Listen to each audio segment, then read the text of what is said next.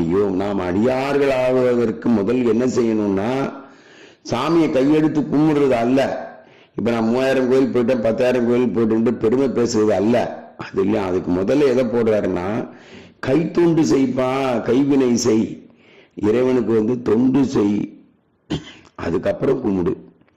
நீ ஒண்ணுமே செய்யாம நான் சல்யூட் அடிச்சுட்டே வந்துட்டேன்றதுல பயன் இல்லப்பா அப்படிங்கிறார். பிரான்னா தலைவன், அவனுடைய திருவடியை போற்று. ஆக முதல்ல தொண்டு முக்கியம். தொண்டு ஒரு 10% பலம்னா கும்பிடுறது 1%. அப்ப பார்த்துக்கோங்க எவ்வளவு பலம் இருக்கிறது தொண்டுக்கு. அதனால இந்த தொண்டு தான் உயர்ந்தது.